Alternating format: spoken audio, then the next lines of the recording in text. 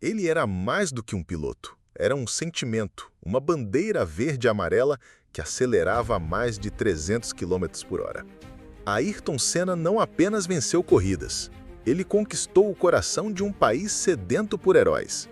Mas por trás do rosto determinado e das atitudes quase divinas, havia um homem de carne e osso, um homem que enfrentou crises de fé, intrigas políticas dentro e fora das pistas, amores discretos e uma solidão imensa no olho do furacão da fama. Esta é a história daquele que carregou o peso de ser o escolhido e da profecia trágica que sempre pairou sobre sua vida. Prepare-se para uma jornada que vai muito além do asfalto. O menino de olhar determinado. A cidade de São Paulo dos anos 50 respirava progresso, um ar de indústria e concreto que subia pelos quatro cantos da capital. E num bairro tranquilo de ruas arborizadas chamado Santana, uma casa abrigava um pequeno menino de olhos amendoados e um olhar que, desde cedo, era de uma determinação incomum. Seu nome era Ayrton Senna da Silva. Enquanto outras crianças sonhavam com bola de futebol, o pequeno Ayrton desenvolveu uma fascinação quase obsessiva por tudo que tinha motor e rodas. Aos 4 anos de idade, ele já demonstrava uma coordenação motora impressionante, pilotando um kart improvisado, construído pelo seu próprio pai, Milton.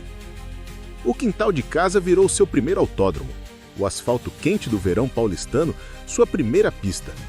Era ali, naquele ambiente familiar e protegido, que um gênio começava a se forjado. A família Senna era de classe média alta, unida, mas não era um mar de rosas. Ayrton era uma criança sensível, propensa a ataques de bronquite que muitas vezes o deixavam de cama, mas era também teimoso, recusava-se a ser frágil. Aos 13 anos, a vida dele ganhou um novo rumo. Seu pai lhe deu de presente um kart de verdade, número 8. Ayrton não apenas guiava, ele dominava a máquina. Era uma extensão do seu corpo. Sua irmã, Viviane, lembrava que ele não suportava perder, nem mesmo nas corridinhas de kart no fim de semana. Se perdia, ficava horas analisando o que tinha feito de errado, em um silêncio profundo e introspectivo. O talento era nato, mas o caminho não foi fácil.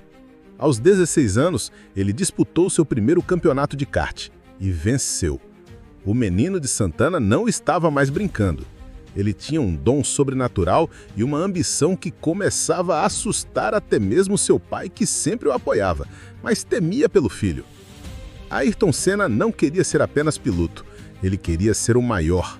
E essa jornada, essa obsessão por ser o melhor, exigiria um sacrifício que poucos estavam dispostos a fazer. O menino estava prestes a deixar para trás tudo que conhecia para conquistar o mundo. A ascensão do imperador. A Inglaterra não recebeu Ayrton Senna de braços abertos.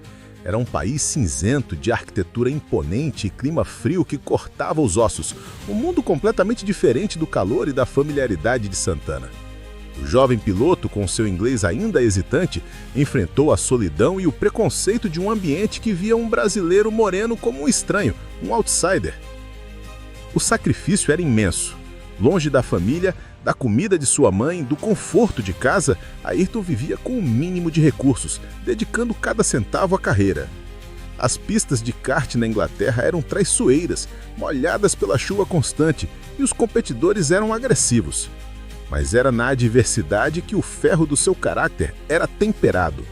Ele não reclamava, ele estudava, ele observava. Ele praticava incansavelmente até suas mãos ficarem calejadas e cada curva, cada ponto de frenagem está gravado em sua memória muscular. A recompensa veio rápido. Seu talento bruto era simplesmente impossível de ignorar. Ele começou a vencer.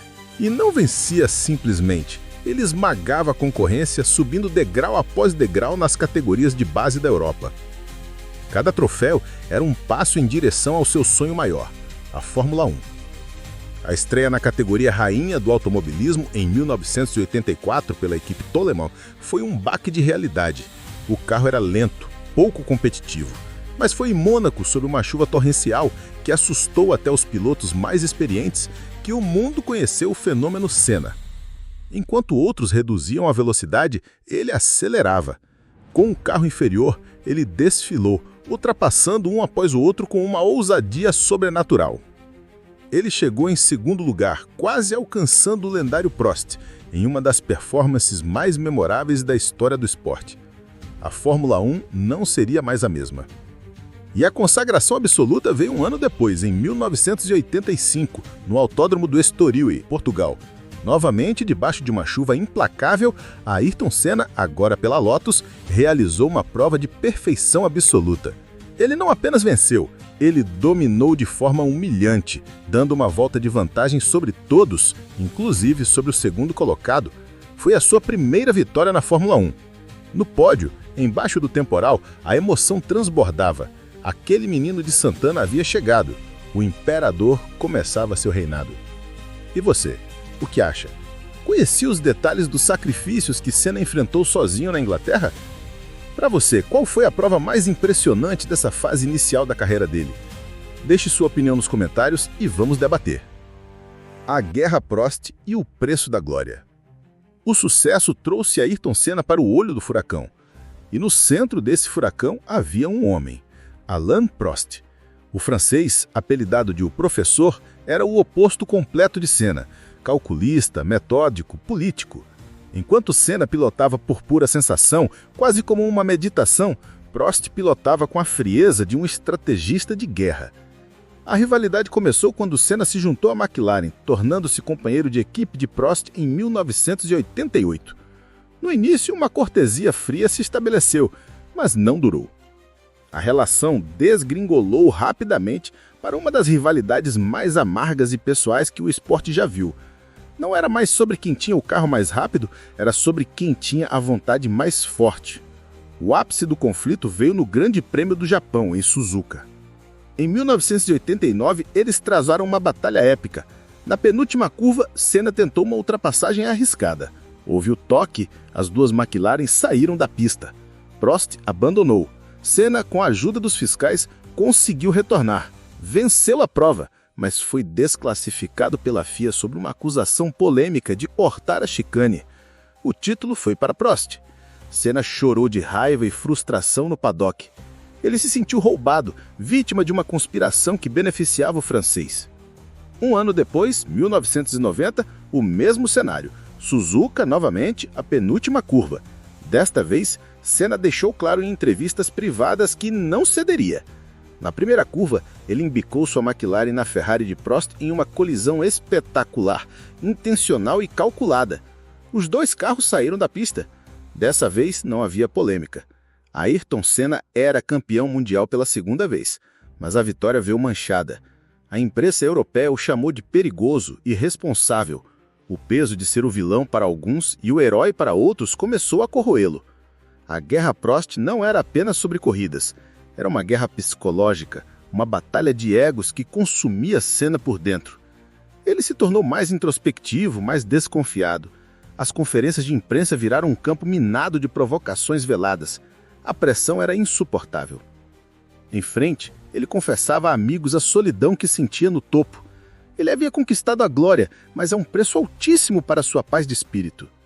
Queremos agradecer imensamente a você que está conosco até esse momento. A sua atenção é o que nos motiva a trazer histórias tão profundas. E acredite, os capítulos mais emocionantes e comoventes desta história ainda estão por vir. O melhor está guardado para o final. O homem por trás do capacete. Fora das pistas, longe do rugido dos motores e do assédio da imprensa, existia um Ayrton Senna que poucos conheciam. O homem que trocou o calor brasileiro pela discreta sofisticação de Mônaco, um refúgio fiscal que também era uma gaiola de ouro. Em seus apartamentos de vista para o mar, a solidão do ídolo era frequentemente sua única companhia. Sua vida amorosa era um território guardado a 7 chaves. Seu relacionamento mais longo e sério foi com a modelo e apresentadora brasileira Xuxa Meneghel, no final dos anos 80. Um romance de conto de fadas, o casal mais famoso do Brasil, que esbarrou na incompatibilidade de 2 agendas superpoderosas e no seu desejo ferrenho por privacidade. Após o fim, outros romances discretos surgiram, mas ele raramente falava sobre eles publicamente. O medo da exposição e de magoar as pessoas era maior que a vontade de exibir uma vida pessoal. Mas se há uma faceta íntima que define o homem por trás do capacete, era sua espiritualidade profunda e quase obsessa. Senna era um homem de fé. Ele lia a Bíblia constantemente, chegando a levar exemplares para dar de presente.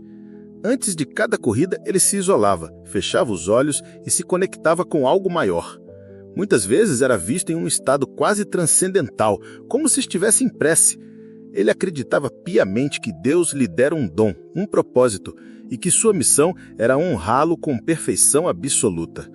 E era esse mesmo homem, focado e sério, que tinha um coração gigantesco voltado para o Brasil, especialmente para suas crianças. Ele doava milhões de dólares anonimamente para instituições de caridade.